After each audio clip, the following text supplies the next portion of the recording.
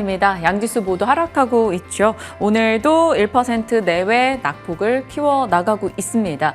어제장도 2,000개 이상의 종목이 빠졌고요. 지금도 1,800개 정도의 종목이 떨어지고 있습니다. 시가총액 상위권 50위 내에서 오르는 종목이 한 5개 정도밖에 없습니다. 그런데 그 올라가는 종목들이 거의 다 보험이나 금융주 쪽 좀 안정적인 종목들이 그래도 잘 버티고 있는 상황이네요. 시장에 대해서 어떻게 바라봐야 될 것인가 전략 챙겨가겠습니다. 예스인베스팅 코리아 이지은 본부장님, 지난주에 이어서 이번 주도 함께 하십니다. 어서 오세요. 안녕하세요. 네, 안녕하십니까. 현재 머니맵 통해서 시장 분위기 어떻게 진행되는지 보겠습니다. 대형주, 중소형주 가릴 것 없이 밀려나고 있습니다. 삼성전자, SK하이닉스 하락권이고요. 하이닉스의 낙폭이 조금 더 큽니다. 2차 전지 쪽도 좋지 못한데요. 그래도 어제보다는 낙폭은 좀 제한됩니다. 어제 5% 정도 빠졌던 LG화학 오늘 1%대 하락 진행되고 있고요. 외국인이 코스닥에서 지금 금액 기준으로는 가장 많이 사고 있습니다. LNF 보합권의 움직임 보여주네요. 금융주 가 보험주와 함께 배당 메리트 또 방어적 성격이 부각되면서 오늘장 비교적 선전하는 모습 나타내고 있고요. LG 디스플레이도 애플발 모멘텀 속에 그래도 오늘 좀 순항하고 있습니다. 시장 분위기 자체는 어렵고 힘들게 진행되고 있는데 어떻게 바라봐야 되는지 좀 얘기 나눠볼게요.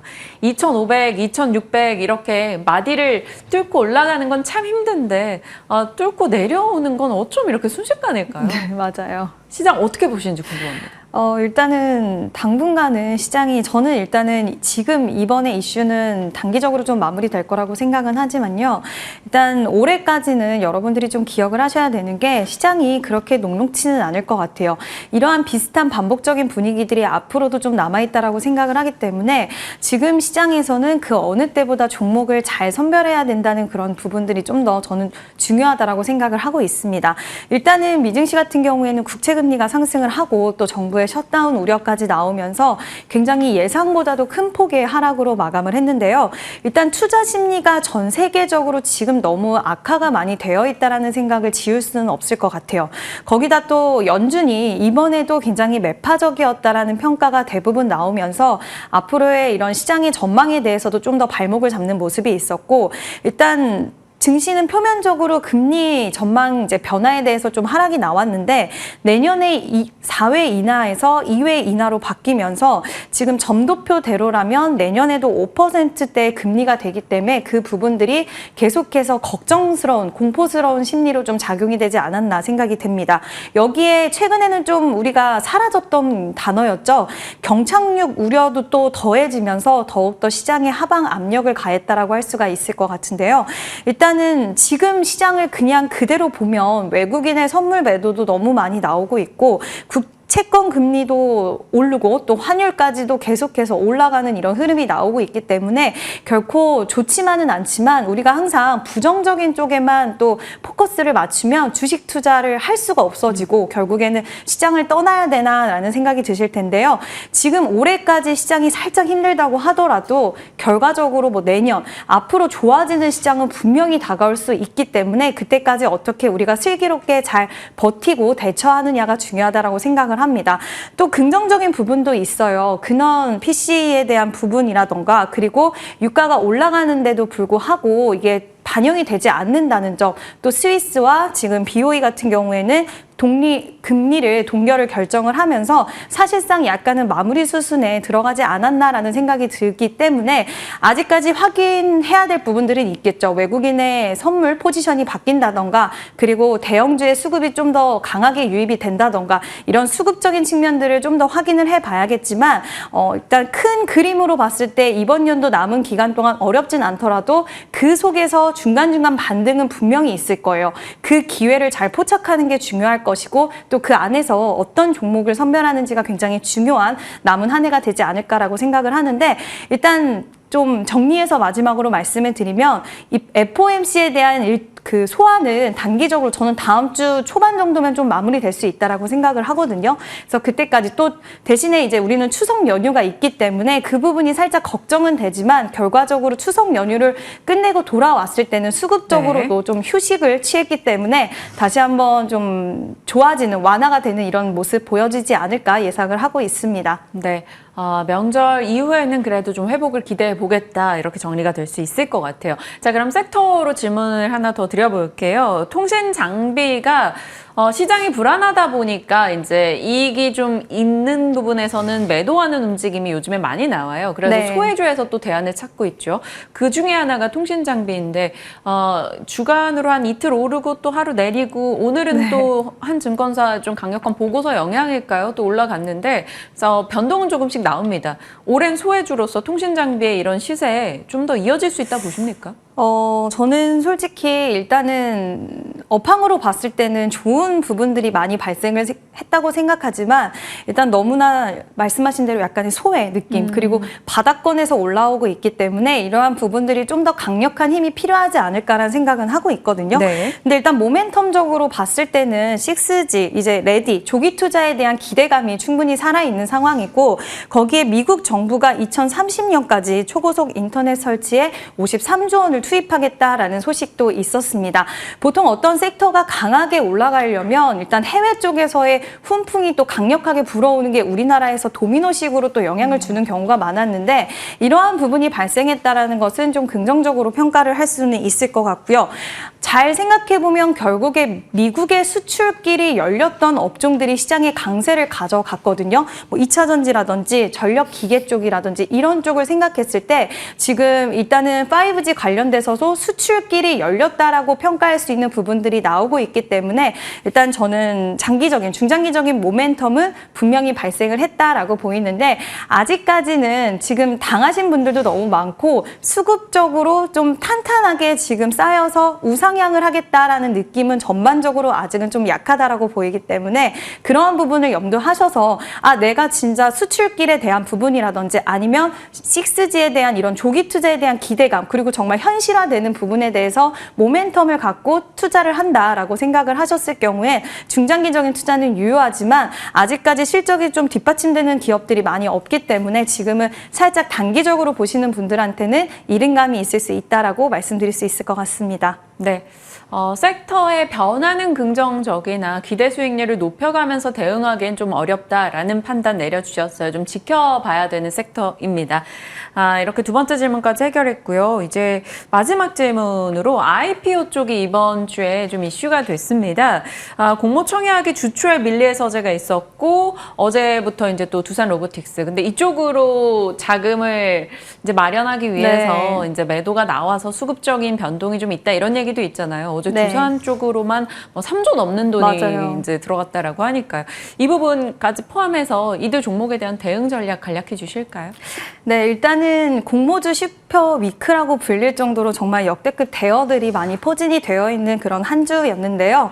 일단 제 생각에는 이번에 IPO가 하는 기업들을 보면 이제 반도체 장비 회사 IMT라든지 그리고 인플루언서 플랫폼을 가지고 있는 기업이에요. 레뷰 코퍼레이션 그리고 보안에 관련된 이제 한싹이라는 기업이라든지 대표적으로 밀리의 서재와 두산 로보틱스와 함께 이번 주 슈퍼 위크에 참여한 기업인데요. 일단 제가 보면서 느낀 점은 밀리의 서재 같은 경우에는 IPO 얘기가 계속 나왔었는데 몇 년 동안 좀 딜레이가 된 기업이었습니다. 결국에는 이제 상장을 하게 되었고 요즘 트렌드와 굉장히 맞물려 있는 기업들이 많구나라는 생각이 들었어요. 대표적으로 두산 로보틱스도 어쨌든 뭐 인구에 대한 부분들 계속해서 고령화되는 추세 또 거기다가 임금이 계속 올라가고 로봇에 대한 채택이 기업들의 입장에서는 높아질 수밖에 없는 이런 시대적인 흐름에 좀 발맞춘 기업이고 밀리의 서재라던가 그리고 인플루언서에 대한 플랫폼을 가지고 있는 이 기업 같은 경우에 레브 코퍼레이션 같은 경우에도 지금 트렌드와 굉장히 맞물려 있다는 생각이 들었는데요. 이런 IPO 쪽에서도 옛날과는 좀 다른 흐름이 나온다라고 생각이 되면서 오히려 굉장히 긍정적으로 좀 저도 판단이 되었던 게 투자를 생각하는 이 투자자의 입장으로서는 더 다양한 기업 에 투자를 할 수 있기 때문에 이 자금이 시장으로 흘러 들어올 수 있는 가능성 충분히 커졌다라고 생각을 하고요. 또 지금 IPO 이제 바뀌고 나서 따따블의 주인공이 아직까지 나오지 않았습니다. 400% 상승의 주인공이 나오지 않았는데 지금 뭐 이제 이런 얘기들이 있죠. 막상 소문난 잔치에 먹을 게 없을 거다라는 그런 얘기도 많이 나오고 있지만 사실 저도 정말 뚜껑을 열어봐야지 알 것 같긴 해요. 두산 로보틱스가 과연 400%의 주인공이 될 수 있을지는 좀 봐야겠지만 일단 밀리의 서재라든지 두산 로보틱스라든지 굉장히 큰 자금이 들어온 건 맞기 때문에 이 자금들이 결국에는 증시에 흘러 들어올 수 있는 가능성이 큰 자금들이잖아요. 그래서 그 부분을 통해서 좀 긍정적으로 볼 수 있을 것 같고요. 혹시라도 청약에 성공하신 분들이 계신다고 한다면 저는 일단은 첫날 웬만하면은 좀 수익을 챙기시는 쪽을 권유를 드리는 편인데 정말 좋은 기업이고 상장을 해서 그 이후에 투심이 굉장히 많이 붙었다라고 한다면 투자를 할 수 있는 기회는 계속해서 다가오기 때문에 일단은 수익을 챙기시는 전략 취하시면 좋을 것 같고요. 이런 대여들이 시장에 계속 오면 결국에는 투자의 심리도 좀 개선이 될 수 있기 때문에 긍정적인 소식이라고 생각을 합니다. 네. 추가적인 흐름들 지켜보며 대응하겠습니다. 말씀 주신 내용들 일단 청약 받게 되신다면 그 부분에 대해서 참고하시길 바랍니다. 자, 이제 오늘 잔금 해제 종목 곧장 가보겠습니다. 첫 번째 종목 열어보겠습니다. 오랜만에 이 종목 얘기 듣는 것 같아요. DIC, 돌아온 재평가의 시간. 첫 번째 포인트는 언제나 그렇듯 기업이 무슨 일을 하고 있는가입니다. 자동차 부품 혹은 뭐 지게차나 굴삭기 부품사로 알려져 있는데 네. 사업부 내용 좀 자세히 짚어주시죠. 네, 일단은 자동차 부품 기업이 맞습니다. 중장기 부품에 대한 제조를 또 하고 있는 그런 기업인데요. 주요 제품으로는 내연기관 자동차에 들어가는 변속기, 그리고 친환경 차량에 들어가는 감속기, SBV라고 해서 전자식 변속 시스템 등이 있는데요. 또 자동차뿐만 아니라 이제 중장비 관련해서 굉장히 유명한 두산의 산업 차량, 클라크, HD 현대건설 기계 등으로 트랜스미션과 차축을 공급을 하고 있습니다. 특히 높은 현대차 그룹형 매출 비중을 가지고 있는 그런 기업인데요. 일단 이 기업 같은 경우에는 저는 그냥 자동차 부품 관련주가 단순히 아니라 이제 새로운 지금 친환경을 계속해서 전 세계적으로 외치고 있고 전기차 판매량이나 이런 것들이 예상보다는 좀 빠르게 따라잡지는 못하고 있지만 끌어올려주지는 못하고는 있지만 결과적으로는 친환경 자동차를 채택할 수밖에 없는 세계적인 환경이 만들어지고 있는 가운데 이 기업이 친환경 차량에 들어가는 또 감속기에 대한 부품도 모멘텀을 가지고 있기 때문에 저는 그 부분을 굉장히 매력도가 높다라고 판단을 했는데요.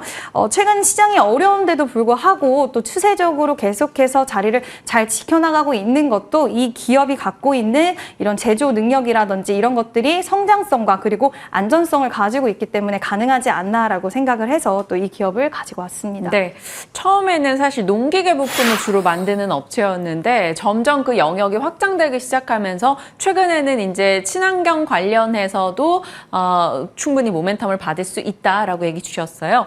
다음 포인트 보겠습니다. 탄탄한 고객사라는 것은 결국 전방을 말하는데 말씀 주셨다시피 뭐 자동차나 건설 기계 쪽 최근에 상당히 좀 안정적인 수익을 보여주는 게 또 건설 기계 섹터지 않습니까? 이런 쪽의 모멘텀이네요. 네, 맞습니다. 일단은 2023년에서 2024년까지 봤을 때 현대차, 기아차의 판매 호조는 계속해서 이어지고 있고요. 2023년에는 이제 현대차 같은 경우는 9.8%, 또 2024년에는 지금 4.7%의 예상이 되고 또 기아차 같은 경우에는 특히 2023년 굉장히 큰 성장세가 예상이 되고 있는데요.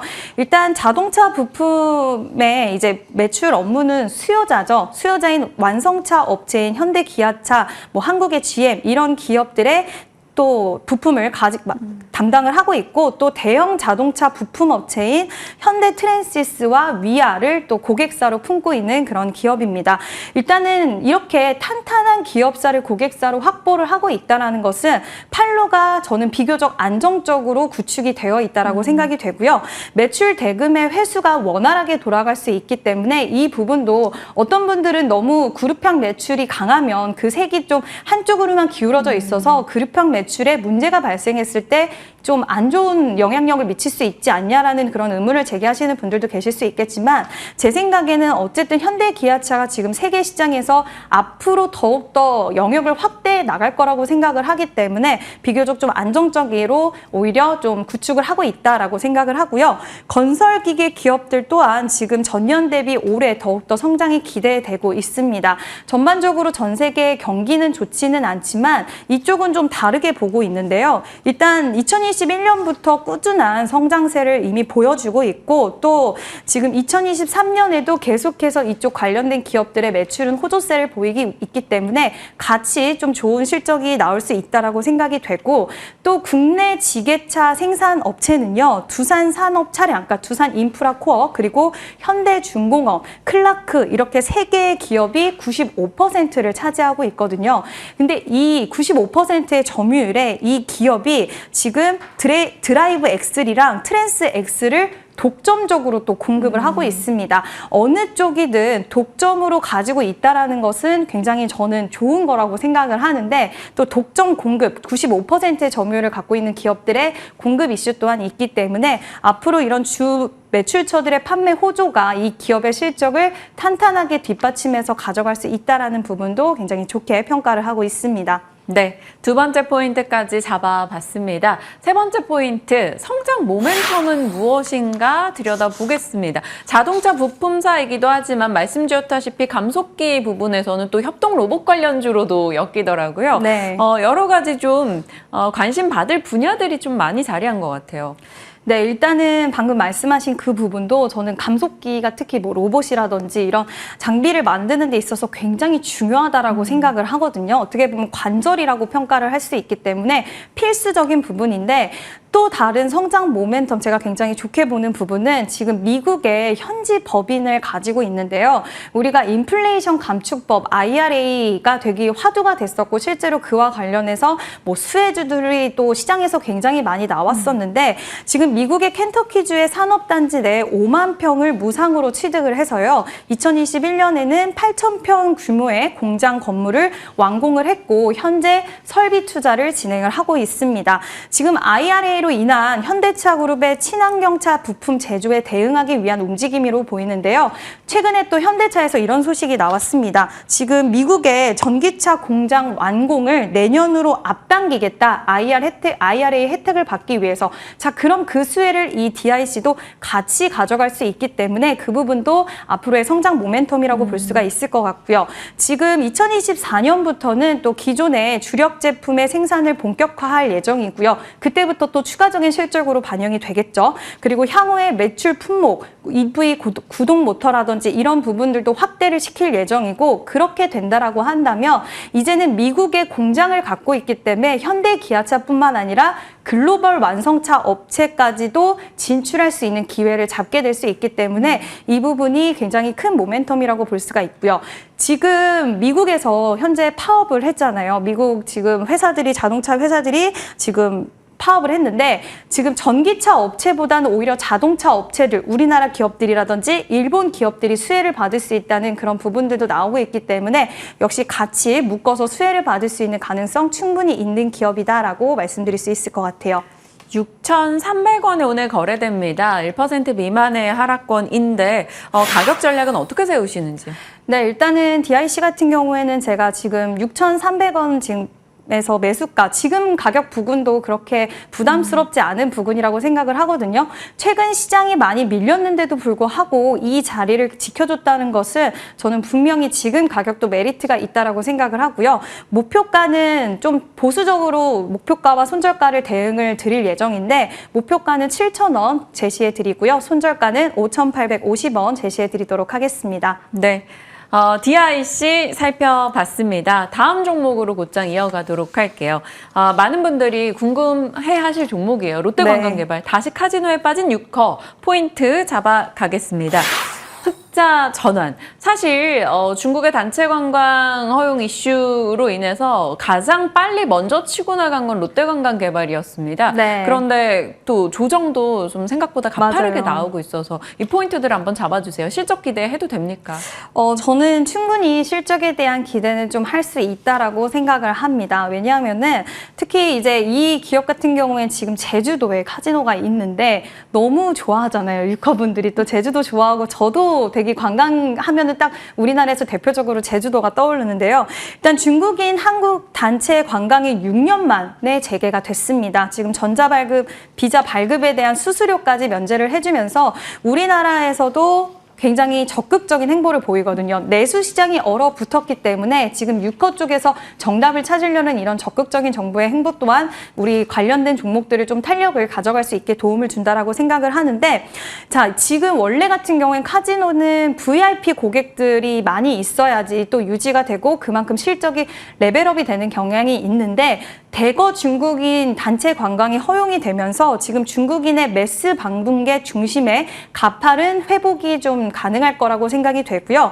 일단 중국 단체 관광객 없어도 3분기부터 흑자 전환이 예상되는 기업이었거든요. 이 부분도 저는 굉장히 중요하다고 생각을 하는 게, 지금 중국인의 단체 관광이 비어있던 시간이 굉장히 길었어요. 그럼에도 불구하고 그 공백을 잘 탈피하고 그 공백이 앞으로 발생할 수 있었을 때 그거를 방어할 수 있는 능력이 있는 기업들과 없는 능력들로 그 긴 시간이 저는 분류가 됐다라고 생각을 하는데, 이 기업 같은 경우에는 중국의 단체 관광 없이도 체력을 이미 길러놓은 기업이다라고 할 수가 있을 것 같아서 앞으로의 이런 기대감 또한 또 가져갈 수가 있고요. 지금 항공 노선의 회복이 아직 많이 되지 않았습니다. 60% 정도 됐기 때문에 아직까지 회복해야 될 여력도 많이 남아 있고요. 그리고 호텔 룸을 굉장히 많이 가지고 있는 기업인데, 이 기업의 이러한 또 재료 좀 환경적으로 조성된 부분들도 굉장히 잘 조성이 되어 있기 때문에 4분기부터는 본격적인 또 네. 성장이 시작이 되지 않을까 전망이 됩니다. 네. 그리고 지금 리오프닝주들이 전반적으로 기대하고 있는 것은 바로 황금 연휴를 앞두고 있기 때문입니다. 이 부분 한번 짚어볼게요. 이 황금 연휴 시기에 소비 이런 것에 대한 기대치를 어느 정도까지 책정해야 될까요? 일단 막 얘기가 굉장히 많더라고요. 생각보다 뭐 명동이 한산하다는 뉴스도 있고, 또 정말 유커가 많이 몰려와서 기대된다라는 뉴스도 있고, 되게 양문화되는 뉴스가 많이 있는데, 일단은 저는 그 중국 소비 관련된 섹터 안에서 어떤 기업은 그거에 대한 수혜를 받을 거고 어떤 기업은 못 받을 수도 있겠다라고 좀 생각을 하고 있는데요. 일단 9월 27일부터 10월 8일까지 중추절, 국경절, 중국의 황금 연휴가 예정이 되어 있습니다. 지금 한 달 전에 중국의 문화여유부가 한국의 단체 여행을 허용을 하면서 상승 탄력이 굉장히 강하게 나왔다가 조정 국면에 들어갔는데, 지금 그 일정이 눈앞에 다가오면서 다시 한번 기대감이 실릴 때가 되지 않았나라고 생각이 되는데요. 지금 지난 3월 중국의 직항 노선이 재개가 되면서 2019년 대비해서 무려 50%나 회복이 되었습니다. 제 생각에는 일단은 무비자 입국이 특히 제주도는 가능하기 때문에 네. 더욱더 큰 수혜가 가능할 거라고 생각이 되고요. 다른 종목들보다 이 종목을 픽한 이유도 여기에 있다라고 말씀을 드릴 수 있어요.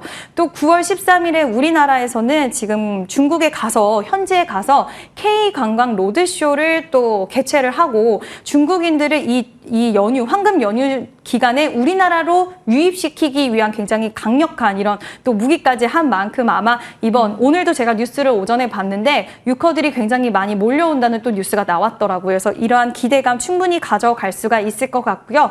중국 쪽에서도 지금 경기에 대한 불안 심리가 한층 더 완화된 모습을 보여주고 있기 때문에 연휴 모멘텀까지 더해지면서 지금 최근에 조정이 들어갔던 이 시기에 다시 한번 반등이 나올 수 있는 자리를 마련해 줄 수 있겠다라고 생각을 하고 있습니다. 네.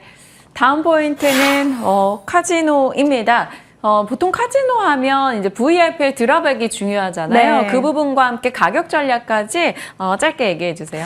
일단은 사실 해외 카지노 방문하는데 가장 중요한 게 보통은 테이블이 가장 중요할 거라고 네. 생각을 하잖아요. 근데 예상외로 해외 카지노를 방문하는 데는 객실이 가장 중요하다고 합니다. 왜냐하면 머물면서 또 가족과 함께 가서 하려고 해도 객실이 있어야지 또 가능하잖아요. 이런 환경적인 부분이 조성이 굉장히 잘 되어 있는데 숙박이 돼야지 또 즐길 수가 있잖아요. 그래서 올해 초에 지금 10%에 머물렀던 외국인 관광객의 투숙 비율이 무려 8월 달에는 60% 내외로 점프를 했다라고 하고요. 객실 점유율은 80에서 90%로 굉장히 높은 수준을 유지하고 있다라고 합니다. 또 지금 크루즈라든지 항공편도 계속해서 증편을 한다라고 하기 때문에 앞으로 매스 고객뿐만 아니라 VIP 고객도 확대될 수 있는 가능성 충분하다라고 생각이 되고요.